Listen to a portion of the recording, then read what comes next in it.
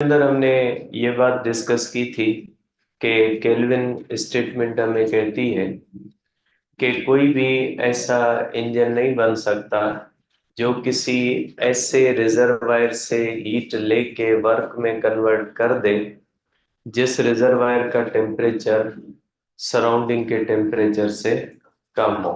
ठीक है, ये हमें बताती है केल्विन स्टेटमेंट। और उसके साथ जो दूसरी इसके अंदर स्टेटमेंट है जिसको हम कहते हैं प्लांक स्टेटमेंट है, वो हमें बताती है कि कोई भी ऐसा इंजन नहीं बन सकता जो 100% इफिशिएंट हो। ठीक है, तो ये यहाँ तक हमने पढ़ा था। अब इसका दूसरा हिस्सा पढ़ते हैं जिसको हम कहते हैं Clausius statement.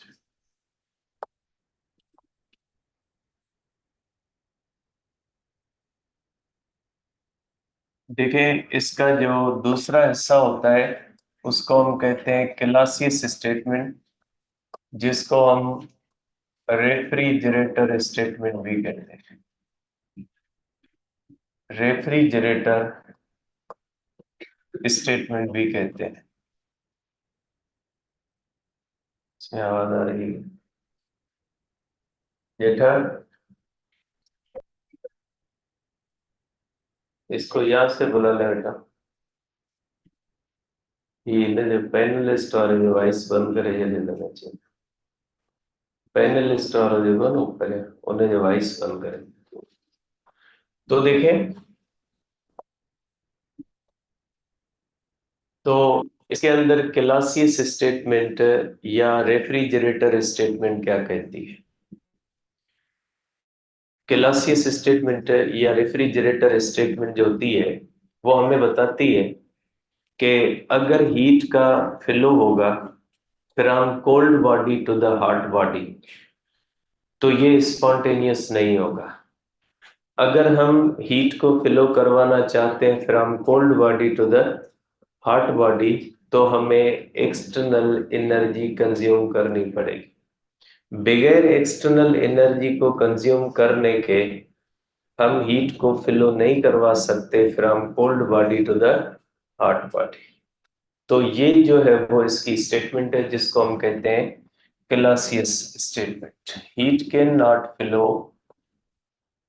Heat can not flow from heat can not flow from cold body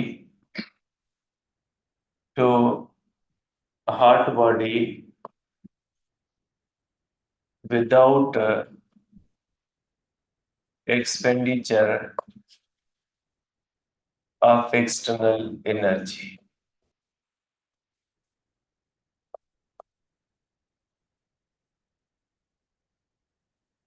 ठीक है, ये हमें बताता है क्लासियस स्टेटमेंट कि जिस तरह से जो फर्स्ट लॉ ऑफ थर्मोडायनेमिक्स है वो कहता है कि heat can also flow from cold body to the hot body without expenditure of energy.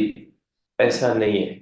Second law कहता है cold body to the hot body flow कर लेगी, ऐसा नहीं है कि हीट फ्लो नहीं करेगी। लेकिन अगर हीट फ्लो करेगी तो ये स्पॉन्टेनियस प्रोसेस हो नहीं होगा, ये नॉन स्पॉन्टेनियस प्रोसेस होगा जिसके अंदर हमें एक्सटर्नल एनर्जी को इस्तेमाल करना पड़ेगा। ठीक है, अब इसके बाद जो इसमें आखिरी बात दी गई है बेटा वो ये दी गई है कि इस सेकंड लॉ ऑफ थर्मोडायनेमिक्स में दो इंपॉर्टेंट बातें हुई। पहली ये कि कोई ऐसा इंजन नहीं हो सकता जो 100% हीट को वर्क में कन्वर्ट कर सके। और दूसरी बात ये हुई कि कोई ऐसा रेफ्रिजरेटर नहीं बन सकता क्योंकि ये काम कोल्ड टू द हॉट क्या करता है? रेफ्रिजरेटर। तो इसका मतलब है कि कोई ऐसा रेफ्रिजरेटर नहीं बन सकता जो बगैर बिजली के चल सके। ठीक है, कोई इंजन नहीं बन सकता जो 100% हीट को वर्क में कन्वर्ट कर सके। कोई रेफ्रिजरेटर नहीं बन सकता जो बगैर इलेक्ट्रिकल एनर्जी या बगैर एक्सटर्नल एनर्जी के काम कर ले। ठीक है, तो ये ऐसा नहीं हो सकता। तो सपोज करते हैं इन दोनों बातों में से कोई एक बात गलत हो जाती है। सपोज कर लें कि अगर कोई इंजन बन जाता है जो 100% हीट को वर्क में कन्वर्ट कर देता है, तो क्या फिर कोई ऐसा रेफ्रिजरेटर भी बन जाएगा जो बगैर इलेक्ट्रिकल एनर्जी के काम करे? या अगर कोई ऐसा रेफ्रिजरेटर बन जाता है जो बगैर एक्सटर्नल एनर्जी के काम करे, तो क्या कोई ऐसा इंजन भी बन सकता है 100% हीट को वर्क में कन्वर्ट कर सके? क्या दोनों चीजें साथ में सही है, या दोनों चीजें अगर गलत होंगी तो दोनों साथ में गलत होंगी, या एक चीज हो सकता है गलत हो जाए और एक चीज सही रहे? तो क्या इनकी आपस में जो कोऑर्डिनेशन है वो कितनी है कि अगर एक बात गलत हो जाती है तो क्या दूसरी बात भी गलत हो जाएगी, या एक बात गलत हो गई तो खैर है दूसरी बात जो है वो सही रहेगी? ठीक है, तो सपोज कर लेते हैं कि केल्विन की बात गलत है। अगर केल्विन की बात गलत है या प्लैंक की बात गलत है, तो इसका मतलब ये हुआ कि हम एक ऐसा इंजन बना सकते हैं जो 100% हीट को वर्क में कन्वर्ट कर दे। सपोज कर लेते हैं कि केल्विन की बात गलत है। अगर केल्विन की बात गलत है तो एक इंजन बन गया जो 100% इफिशियंट है। उस इंजन को हम कनेक्ट कर देते हैं रेफ्रिजरेटर के साथ। आपको पता है रेफ्रिजरेटर जो होता है ना, उसके पीछे एक जाली लगी हुई होती है, सबने देखा है। वो उसका कंप्रेसर होता है, और जो रेफ्रिजरेटर के अंदर जो चीजें हम रखते हैं ना, उनकी हीट रेफ्रिजरेटर इन्हीं जालियों से बाहर जो है वो एटमॉस्फेयर में फेंकता है। आप देखेंगे रेफ्रिजरेटर के पीछे जाली से बहुत ज्यादा हीट आ रही होगी। तो इन जालियों की हेल्प से कंप्रेसर जो होता है वो रेफ्रिजरेटर के अंदर वाली चीजों की हीट को बाहर भेजता है। तो सपोज करें कि जो इंजन हमने 100% इफिशिएंट इंजन बनाया, उसको हमने कनेक्ट कर दिया इस रेफ्रिजरेटर के साथ। अब रेफ्रिजरेटर से हीट आती है, वो हीट किस में चली जाती है? इंजन में। और इंजन इस हीट को कन्वर्ट कर देता है वर्क में। इंजन इस हीट को वर्क में कन्वर्ट कर देता है, और ये वर्क भेज देता है रेफ्रिजरेटर की तरफ। ठीक है, और इस वर्क की बुनियाद पे ये रेफ्रिजरेटर हीट बार भेजता है। तो रेफ्रिजरेटर की हीट इंजन में जाती है, इंजन का वर्क जो होता है वो रेफ्रिजरेटर में जाता है। तो इसका मतलब है कि न इंजन को बाहर से डीजल पेट्रोल देने की जरूरत है, न रेफ्रिजरेटर को बाहर से बिजली देने की जरूरत है। रेफ्रिजरेटर जो अपनी हीट खारिज करता है, उसी हीट को वर्क में कन्वर्ट करके रेफ्रिजरेटर से काम लिया जाता है। तो बाहर से हमें दोनों को कुछ नहीं देना पड़ेगा।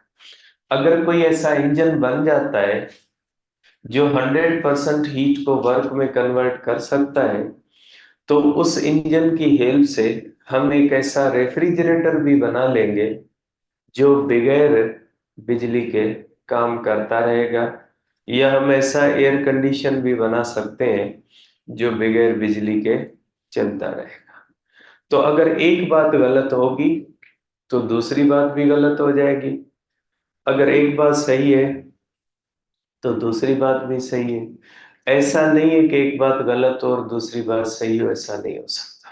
ठीक है, अब आ जाते हैं जो हमारा इसका नेक्स्ट टॉपिक है, जिसके अंदर हम करेंगे कार्नोट इंजन। देखें, सेकंड लॉ ऑफ थर्मोडायनेमिक्स ने एक बहुत इंपॉर्टेंट लिमिट लगाई है चीजों के ऊपर।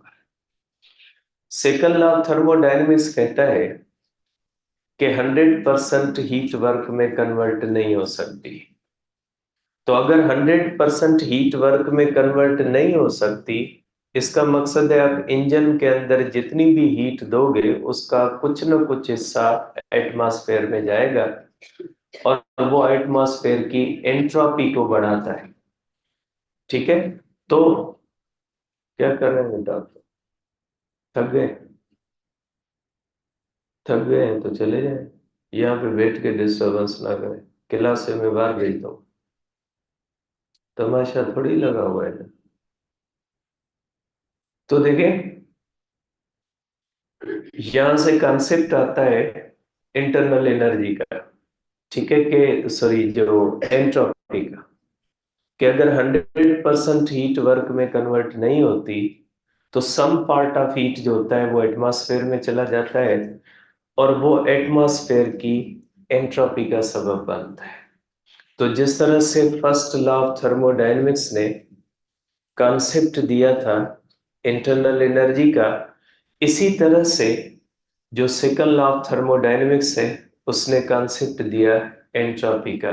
इंटरनल एनर्जी भी स्टेट फंक्शन है, और एंट्रोपी जो होती है वो भी स्टेट फंक्शन है, ठीक है। तो दूसरी जो चीज इस लॉ ने कही वो ये कही कि कोई भी इंजन 100% इफिशिएंट नहीं हो सकता। तो एक फ्रेंच इंजीनियर था कार्नोट, जिसने एक इंजन की डिजाइन जो है वो पेश की कि अगर ऐसा कोई भी इंजन होगा तो वो बाकी इंजन से ज्यादा इफिशिएंट होगा। अगर कोई भी आम इंजन हो और कार्नोट इंजन हो, तो अगर आम इंजन का हॉट रिजर्वायर और कोल्ड रिजर्वायर, और कार्नोट इंजन का भी हॉट रिजर्वायर और कोल्ड रिजर्वायर सेम हो, तो आम इंजन के मुकाबले में कार्नोट इंजन की इफिशिएंसी हमेशा ज्यादा होगी। तो जो आम इंजन होता है उसके मुकाबले में कार्नोट इंजन की इफिशिएंसी हमेशा ज्यादा होगी अगर हॉट रिजर्वायर और कोल्ड रिजर्वायर के टेम्परेचर्स सेम होंगे। ये हाइपोथेटिकल इंजन है, आज तक प्रैक्टिकली नहीं बन पाया, कि इसको इसलिए हम कहते हैं कि हाइपोथेटिकल इंजन है। ये एक हाइपोथेटिकल इंजन है,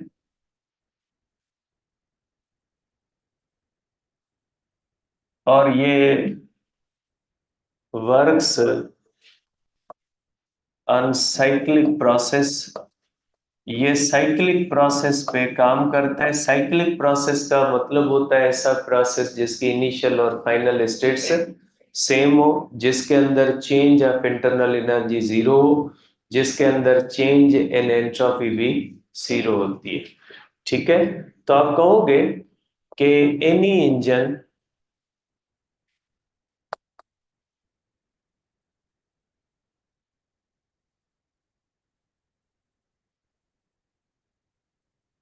if a Carnot engine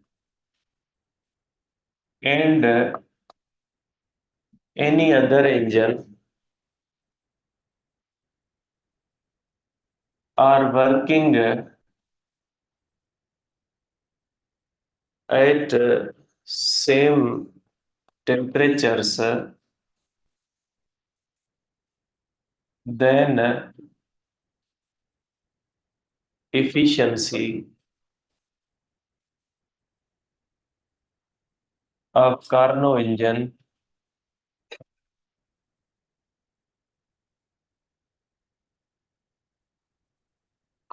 engine is more than ordinary engine। कि अगर कार्नोट इंजन और कोई भी दूसरा इंजन सेम टेम्परेचर पे काम कर रहा है तो सर ज्यादा एफिशिएंसी कार्नोट इंजन की होगी। और इसके अंदर आता है कार्नोट प्रिंसिपल। ये इंजन कार्नोट साइकिल पे काम करता है। इंजन के बहुत सारे साइकिल्स होते हैं, ऑटो साइकिल होता है, मुख्तलिफ साइकिल्स होते हैं। ये जो काम करता है ये कार्नोट साइकिल कहलाता है। ये इंजन जो होगा ये चार प्रोसेसेस पे काम करेगा। ये होगा आइसो थर्मल एक्सपेंशन, दूसरा हो जाएगा एडियाबेटिक एक्सपेंशन, एडियाबेटिक एक्सपेंशन, और तीसरा होगा एडियाबेटिक एक्सपेंशन ठीक है, एडियाबेटिक, सॉरी, आइसोथर्मल कंप्रेशन। एक मिनट,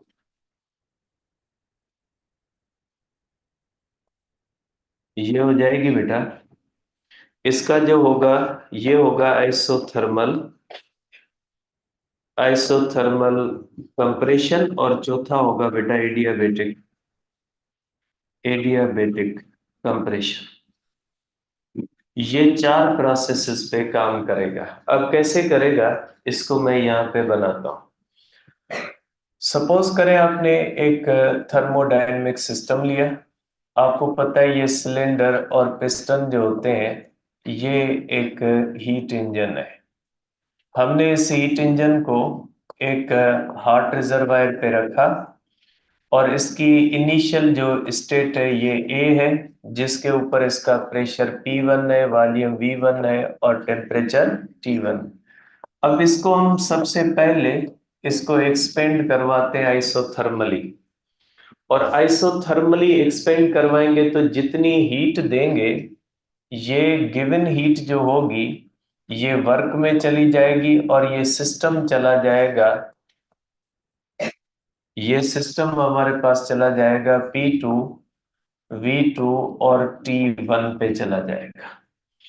तो इस इंजन को सबसे पहले हम करते हैं आइसोथर्मली एक्सपेंड करते हैं, और ये सिस्टम पॉइंट ए से बी तक जाता है, जिसके अंदर ये आइसोथर्मल एक्सपेंशन करता है। और इसके अंदर जितनी भी हम हीट देते हैं, जितनी भी इसके अंदर हम हीट देते हैं, ये वर्क में कन्वर्ट हो जाती है। अब इसका ग्राफ बनाते जाए साथ में। इसका ग्राफ इस तरह से बनेगा बेटा। अगर आप प्रेशर और वॉल्यूम के ऊपर बनाए तो इस तरह से ये ग्राफ बनता है। देखिए, ये प्रेशर के दरमियान और वॉल्यूम के दरमियान होता है, प्रेशर है और वॉल्यूम है। तो सबसे पहले कौन सा प्रोसेस हुआ है, आइसोथर्मल एक्सपेंशन हुई है, और ये सिस्टम गया है ए से बी की तरफ, तो ये हुआ। ठीक है, और इस प्रोसेस के अंदर इंजन ने पॉजिटिव वर्क किया, इसको ध्यान में रखिएगा। इस फर्स्ट प्रोसेस के अंदर इंजन ने पॉजिटिव वर्क किया है, और जितनी हीट गई है उतना ही इंजन ने वर्क किया है। और ये वर्क किसके बराबर होगा, इस कर्व के नीचे जितनी एरिया है इसके इक्वल होगा। ठीक है, अब इसके बाद ये क्या करता है कि ये सेम जो है, कोई अलग सिलेंडर पिस्टन नहीं है बेटा, ये सेम सिलेंडर और पिस्टन है। अब ये क्या करता है, अब ये एडियाबेटिक एक्सपेंशन करता है। अब ये करेगा एडियाबेटिक एक्सपेंशन, और ये पॉइंट बी से अब ये चला जाएगा, पॉइंट बी से ये चला जाएगा पॉइंट सी पे, और यहां पे,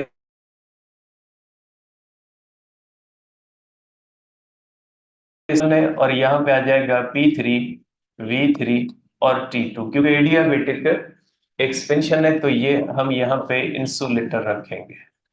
एडियाबेटिक एक्सपेंशन के अंदर बॉटम किसके ऊपर होता है, इंसुलेटर के ऊपर होता है। और ये एडियाबेटिक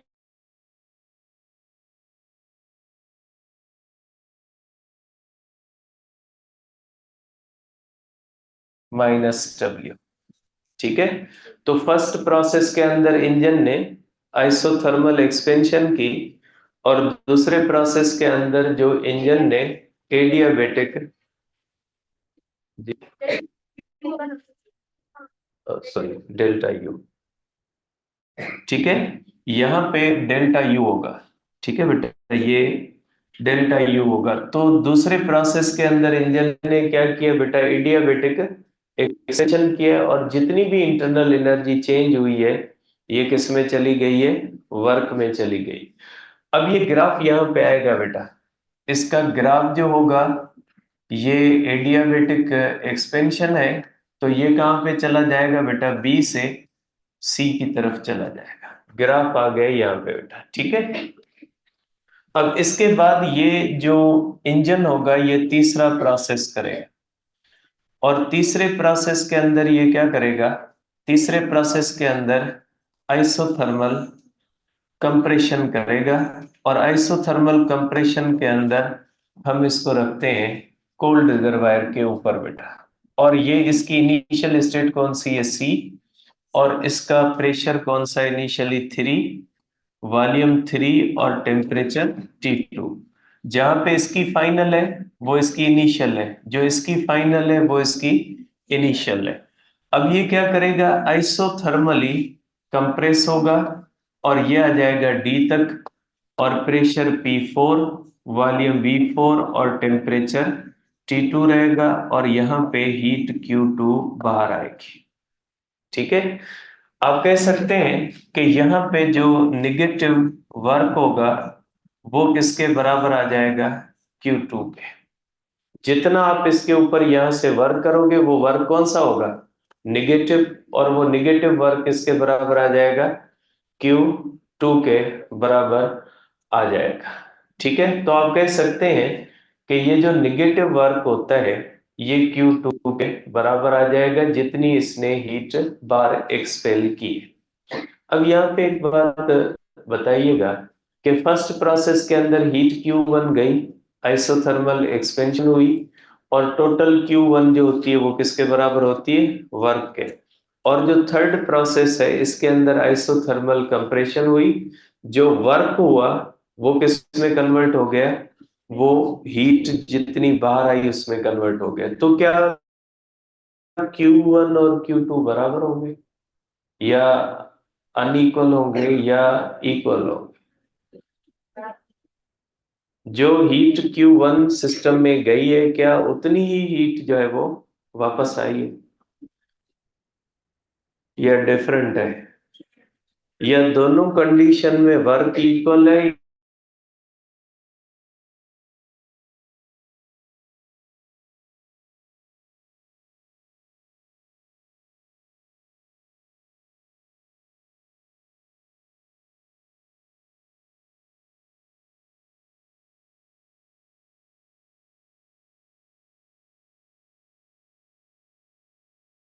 कंप्रेशन का ये चला गया बी से डी की तरफ। ये जो होता है यहाँ पे वर्क पॉजिटिव है, और यहाँ पे वर्क कौन सा है, निगेटिव है। अब देखें, वर्क पॉजिटिव की एरिया ज्यादा है और वर्क निगेटिव की एरिया क्या है, कम है। देखिए, इस ये लाइन है पॉजिटिव वर्क की, इसके नीचे एरिया क्या है, ज्यादा है, और ये लाइन किसकी है, निगेटिव वर्क की, इसके नीचे एरिया क्या है, कम है। मकसद इसमें वर्क कम है और इसमें वर्क क्या है, ज्यादा है। तो इंजन का नेट वर्क क्या होगा, इंजन ने पॉजिटिव वर्क भी किया है और इंजन के ऊपर नेगेटिव वर्क भी हुआ है। कौन सा वर्क ज्यादा है, पॉजिटिव। कौन सा वर्क कम है, नेगेटिव। तो नेट वर्क कौन सा होगा, पॉजिटिव या नेगेटिव, पॉजिटिव ज्यादा है, तो नेट वर्क क्या होता है, पॉजिटिव। तभी कहा गया है आपके बुक का जो स्पेशल केसेस है फर्स्ट लॉ ऑफ थर्मोडायनेमिक्स के बाद, उसमें एक लाइन लिखी हुई है कि साइक्लिक प्रोसेस के अंदर इनिशियल और फाइनल स्टेट जो होती है वो जीरो सेम होती है, लेकिन उसमें वर्क जीरो हो ये जरूरी नहीं है। स्पेशल केसेस जो फर्स्ट लॉ ऑफ थर्मोडायनेमिक्स के बाद लिखे उनके अंदर आखिरी लाइन लिखी हुई है, आखिरी जो दो लाइनें लिखी हुई है ना उसमें ये लिखा हुआ है कि साइक्लिक प्रोसेस के अंदर इनिशियल स्टेट और फाइनल स्टेट सेम होती है, ओवरऑल चेंज इन वॉल्यूम क्या होती है, जीरो, लेकिन जरूरी नहीं है कि उसके अंदर वर्क भी जीरो, वो यहां से आती है क्योंकि ये भी साइक्लिक प्रोसेस है। इसके अंदर भी देखें नेट वर्क जीरो नहीं होता। और इसके बाद ये प्रोसेस क्या करता है, ये जो होता है ये करता है एडियाबेटिक कंप्रेशन, और एडियाबेटिक कंप्रेशन करने के बाद ये वापस अपनी एक्चुअल पोजीशन पे चला जाता है, ये डी से चला जाता है ए पे, और इसका जो pressure P4, volume V4, temperature जो होता है वो T2, ये किस में चला जाता है, pressure P1, volume V1, temperature T1। तो ये इस तरह से साइकिल कंप्लीट हो जाता है, और इसके अंदर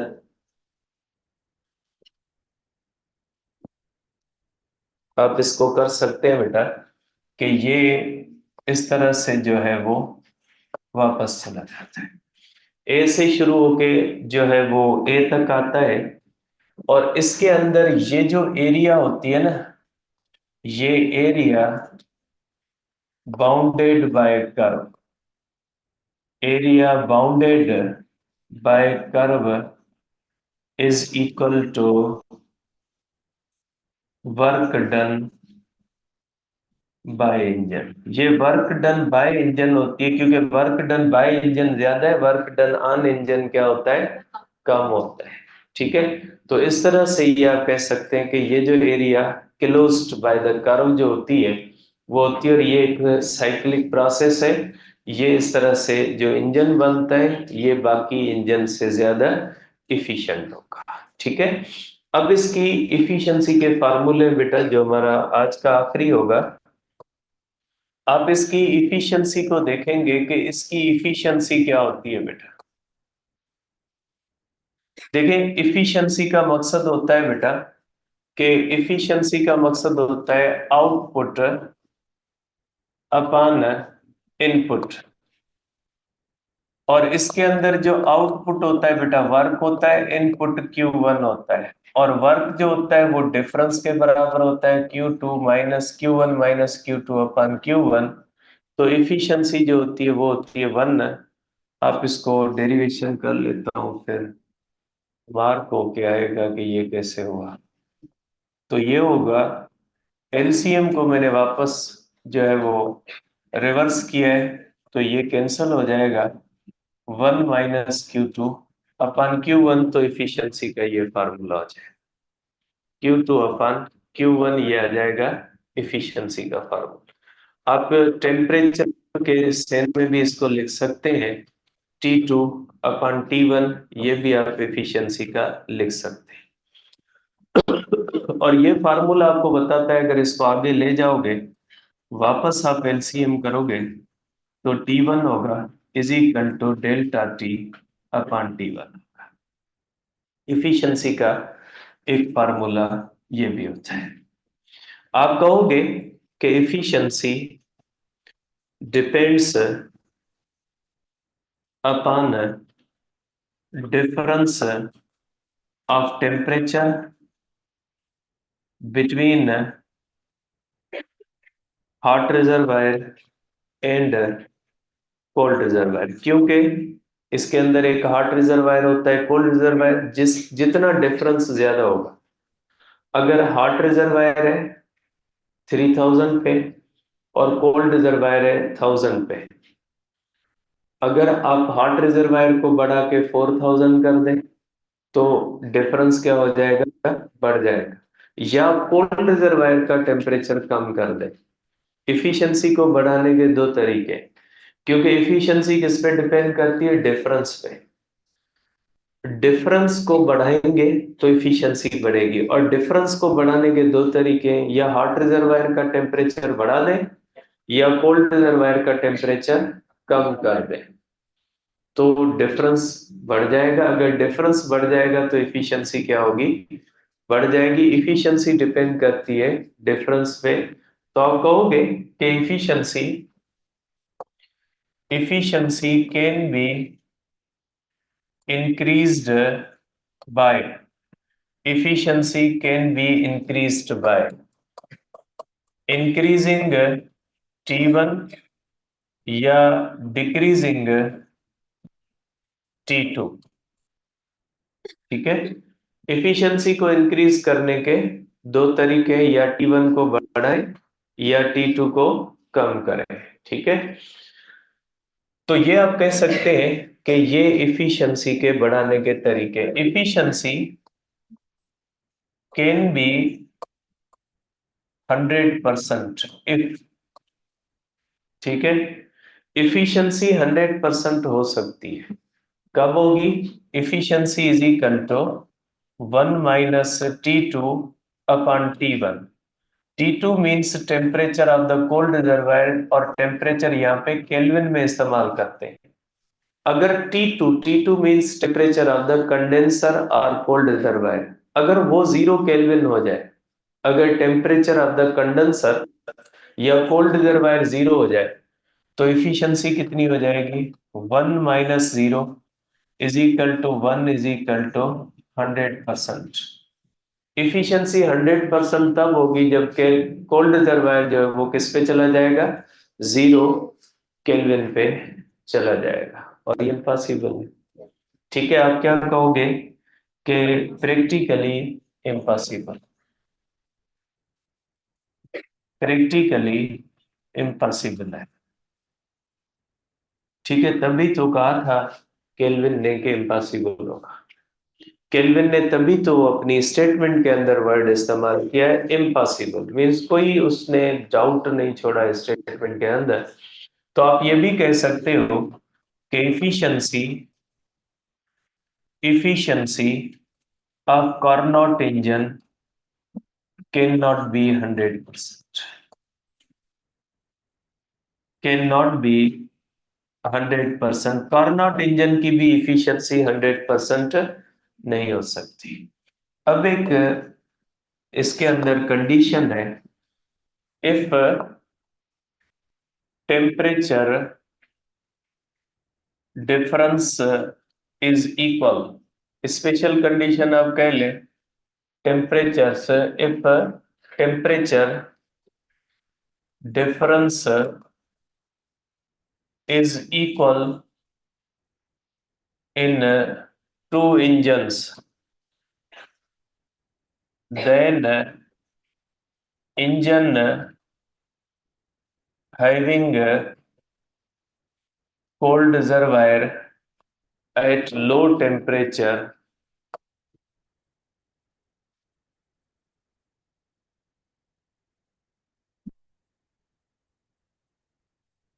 higher efficiency। कभी कभी ये कंडीशन भी आ जाती है कि सपोज करें आपके पास T1 है 3000 केल्विन, ठीक है, और T2 है 1000 केल्विन, और डेल्टा T1 क्या होता है? डेल्टा T1 है इज इक्वल टू 2000 केल्विन। ठीक है, एक और इंजन है जिसके अंदर T1 है 4000 केल्विन और T2 है 2000 केल्विन। डेल्टा T कितना है? 2000 केल्विन। डिफरेंस इक्वल है, लेकिन दोनों की इफिशियंसीज इक्वल नहीं है। देख लें आप इसको, efficiency 1 is equal to delta T upon T1 is equal to 2000 upon 3000 is equal to 2 upon 3 is equal to 0.66 is equal to 66.6% efficiency. Efficiency second engine की delta T2 upon T1 is equal to 2000 upon 4000 is equal to 1 upon 2 is equal to 0.5 is equal to 50%। तो आप कह सकते हैं कि जब temperature differences equal है तो वो इंजन जिसका कोल्ड रिजर्वायर लो टेम्परेचर, उसकी इफिशियंसी ज्यादा है। फर्स्ट इंजन का कोल्ड रिजर्वायर है 1000 पे, सेकंड इंजन का 2000 पे, तो इसकी इफिशियंसी ज्यादा है। कंक्लूजन आप कर सकते हैं कि efficiency 1 greater than efficiency 2 because T2 of the first engine less than T2 of the second engine। ठीक है, आप इसको सेंस में देख सकते हैं। तो ये हो गया बेटा हमारे पास कार्नोट इंजन साइक्लिक प्रोसेस के ऊपर काम करता है। और अगर हमारे पास कोई भी और इंजन है, ऑर्डिनरी इंजन है और कार्नोट इंजन है, दोनों का हॉट रिजर्वायर और कोल्ड रिजर्वायर अगर दोनों के बराबर भी है तो भी सबसे ज्यादा जो एफिशिएंसी होगी वो कार्नोट इंजन की होगी, और कार्नोट इंजन की भी एफिशिएंसी प्रैक्टिकली 100% नहीं हो सकती। ठीक है, अब इसकी एक आपको वीडियो दिखानी है, भले ऊपर वाले क्लास वाले नीचे आ जाए, ठीक है, फिर आपको सबको साथ ये जो है वो दिखाता हूँ। इसकी एनिमेशन है कि ये इंजन जो होता है हीट को वर्क में कन्वर्ट कैसे करता है। ठीक है, आप देखेंगे कि जो इंजन होता है ये हीट को वर्क में कैसे कन्वर्ट करता है, या ये जो इंजन है, कार्नोट जो इंजन होता है, ये कैसे जो है वो प्रोसीड करता है, किस तरह से काम करता है। अब हमारा एक ही टॉपिक रहता है इस चैप्टर का, एंट्रोपी, और एक्सरसाइज के क्वेश्चंस। ये इंशाल्लाह शाम के टाइम पे ऑनलाइन के अंदर करेंगे, बॉयज गर्ल्स का जो क्लास होगा साथ में। 5-10 मिनट का काम है, ज्यादा आपका टाइम मैं वेस्ट नहीं करूंगा। 5 से 10 मिनट जो होंगे उसके अंदर इंशाल्लाह कुछ पॉइंट्स बतानी है। एंट्रोपी के अंदर जितना जाओगे उतना कंफ्यूज होना है। एंट्रोपी को अपनी लिमिट में रखें, इसको ज्यादा पढ़ोगे तो जितना पढ़ोगे उतना ये आगे जाएगी एंट्रोपी। ठीक है, अब आप इसको देखो बेटा।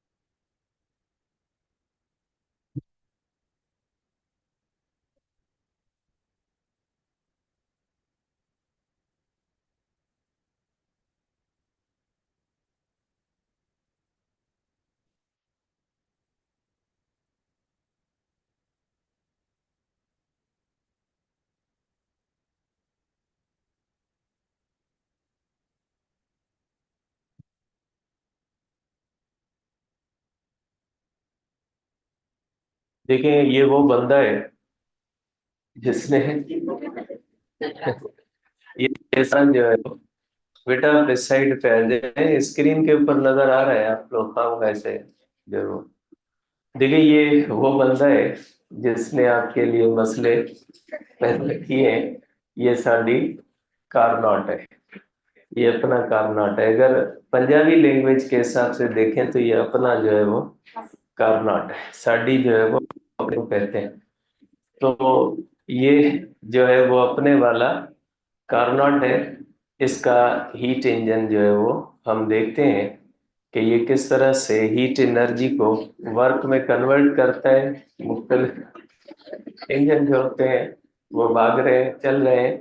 ठीक है, अब ये मैकेनिज्म थोड़ा समझें कि किस तरह से सिलेंडर और पिस्टन जो होता है वो हीट को वर्क में कन्वर्ट करते हैं। इसके अंदर एक प्रैक्टिकल जो है वो एनिमेशन दी गई है। ठीक है, तो इसके अंदर थर्मोडायनेमिक प्रोसेस इस्तेमाल होता है। आप इसको इस तरह से देख सकते हैं। ठीक है, आइडियल हीट इंजन है, क्योंकि ये कार्नोट इंजन जो होता है ये आइडियल है। और आपको पता है जो चीज आइडियल होती है वो पॉसिबल नहीं होती। ठीक है, तो ये इस तरह से आप देख सकते हैं कि ये इसके अंदर हमने कार्नोट साइकिल पढ़ा है बेटा। उसके अंदर एक हॉट रिजर्वायर होता है और दूसरा कोल्ड रिजर्व। ये कोल्ड रिजर्वायर है और ये हॉट रिजर्वायर है। आप देखोगे कि सेम पिस्टन जो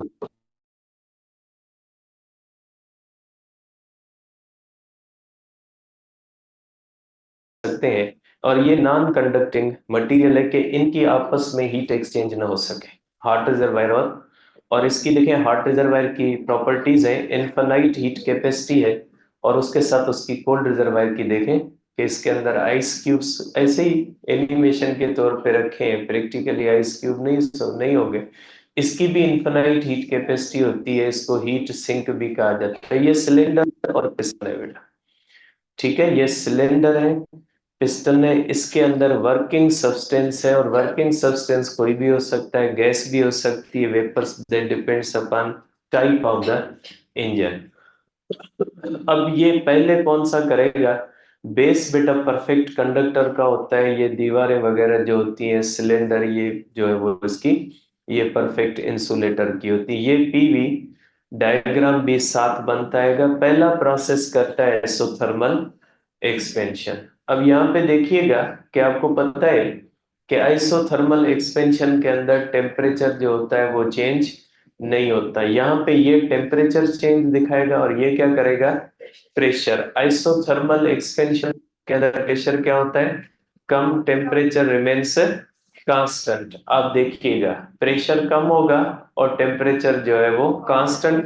बहरहाल इसको देखने से इंपॉर्टेंट है ये मैकेनिज्म, आप देखिए, ठीक है। यहां से हीट आती है और सिलेंडर जो होता है वो पिस्टन जो होता है ऊपर होता है और इसके अंदर क्या होती है, एक्सपेंशन। वहां पे जो होगा वो इसका कर्व बन जाएगा और ये जो होता है इसके अंदर आप देखते हैं प्रेशर कम हो गया, टेम्परेचर जितना पहले था उतना ही बाद में। अब इसको एडियाबेटिक एक्सपेंशन की जाती है। तो एडियाबेटिक एक्सपेंशन के अंदर क्या होता है, इंसुलेटर। और पहले ही आपने देखा था यहाँ पे इसको क्या कहा गया, इंसुलेटर। तो नॉन कंडक्टिंग है। अब इसको देखें, जब ये एडियाबेटिकली एक्सपेंड होगा तो टेम्परेचर फॉल कर जाएगा और प्रेशर क्या हो जाएगा, और भी कम हो जाएगा। आप देखेंगे यहाँ पे देखिएगा टेम्परेचर जो होगा फॉल कर जाएगा, प्रेशर और कम हो गया, मींस जो रेड कलर था वो अब कलर चेंज हो गया, क्योंकि रेड कलर जो होता है वो गर्म होने की निशानी है। नो एक्सचेंज ऑफ हीट इसके अंदर हुआ। इसके बाद ये कौन सा प्रोसेस करेगा, इसके बाद ये प्रोसेस करेगा आइसोथर्मल कंप्रेशन, थर्ड प्रोसेस। इसके अंदर देखिए टेम्परेचर सेम रहेगा और प्रेशर अब बढ़ेगा। इसके अंदर टेम्परेचर सेम रहेगा, प्रेशर अब बढ़ेगा। आप देख सकते हैं वो लाइन बनी है बेटा, ग्राफ बन रहा है, ए टू बी, बी टू सी। अब आ जाते हैं isothermal compression at constant temperature. आप देखोगे कि जो है वो आइसोथर्मल कंप्रेशन। अब इसके बाद जो प्रोसेस कौन सा है, एडियाबेटिक कंप्रेशन। एडियाबेटिक कंप्रेशन के बाद टेम्परेचर ओरिजिनल पोजीशन पे आ गया और प्रेशर भी ओरिजिनल पोजीशन पे। इस तरह से ये जो चार प्रोसेसेस करता है इंजन, जिस टेम्परेचर, प्रेशर से, वॉल्यूम से स्टार्ट लेता है, इन चारों प्रोसेसेस के बाद वापस उसी पे आ जाता है। और इस तरह से ये एक कर्व बनता है और ये जो एरिया होती है ये किसके होती है, वर्क के बराबर। अब देखें इसको, अब ये प्रैक्टिकल इंजन है। अब ये जो इंजन होते हैं ना प्रैक्टिकली, उनमें भी सिलेंडर और पिस्टन लगा होता है, ठीक है। जो डीजल या पेट्रोल हम इंजन के अंदर डालते हैं वो यहाँ पे बर्न होता है, यहाँ पे बर्न होता है और हीट होती है। और हीट पैदा होने की वजह से पिस्टन क्या करता है, अप एंड डाउन। इसका कनेक्ट किसके साथ होता है, व्हील के साथ।